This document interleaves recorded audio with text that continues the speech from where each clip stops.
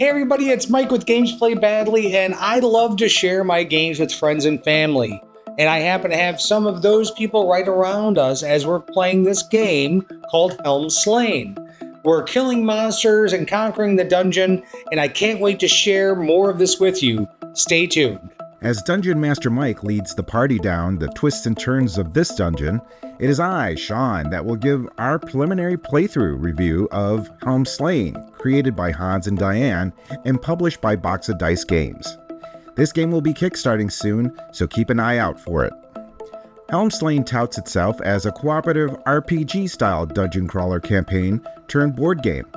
With a simple yet innovative combat system and 550 unique encounters, you and your crew can have hundreds of hours of gameplay.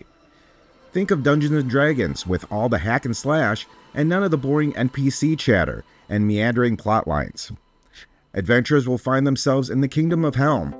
They are requested to avenge and reclaim the underground halls of Blade Mountain and stop the evil creatures that plague the land. This game can accommodate anywhere from 1 to 12 players.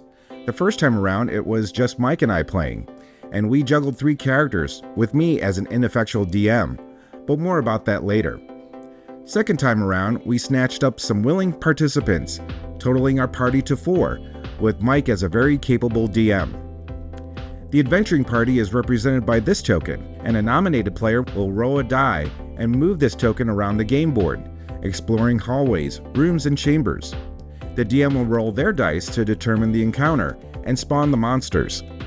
Adventurers will have a chance to cast their spells or drink their potions during the preparation phase, and then it's off to battle. Combat is broken up into segments, and each segment is defined by the type of weapons used. Think of it as a simplified initiative system. First is any combatants using spears, then swords and axes. Next, clubs and claws, followed by hand-to-hand. After that are missile weapons, and finally spells. All 2-hit and damage rolls are done with 6-sided dice, although character stats, spells, potions, and magical weapons can add to your rolls. There are 9 levels to this dungeon, and each successive level brings stronger and more dangerous foes. Clearing out rooms may leave your paths free of monsters for a while. Frequent trips to town may eventually bring back these monsters, so plan those shopping trips wisely. Once all the rooms of a particular level are cleared out, monsters will retreat deeper into the dungeon. Consider that level cleared, and you're one step closer to freeing the kingdom from this scourge. As I mentioned at the beginning, the first time we played, we had a difficult time. With Mike playing 2 heroes and myself playing 1 and DMing at the same time, I didn't have the knack of being a dungeon master, and my imagination for setting up a scene was less than thrilling.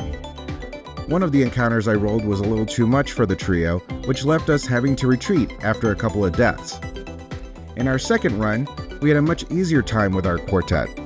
With Mike as our seasoned DM, he gave us a more fleshed out world and added some much needed suspense to our exploration. The monster sometimes gave us a thorough walloping, but with some well-timed heals and lucky hits, we managed to conquer 3 rooms before we called it quits. Mike here, and while not essential, try to engage your players' imaginations. Describe to them the door that they're coming up upon, or what they hear behind it. Have them describe how they're going to attack, or what their formation looks like. These are all great ways to bring players into this game. Running from room to room through corridors is fine and dandy, but imagination makes it even that much better. What we learned from the first session to the second was to pre-roll some encounters and have them all written down. That way, DMs are not scouring the booklets and wasting valuable clobbering time. Also, the DMs should probably have experience DMing other games in the past. With my lackluster approach, I doubt our participants would have had nearly as much fun. Other notes we had were about the game board.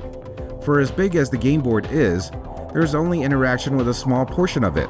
Perhaps the levels can be split into individual boards, double-sided even, to cut down on the space taken and allow room for character sheets, and more importantly, snacks and drinks.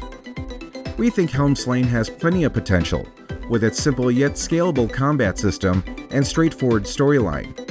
It's a game that will put you right in the action. If you enjoyed this video, click like and subscribe. Also, check out our channel for more reviews.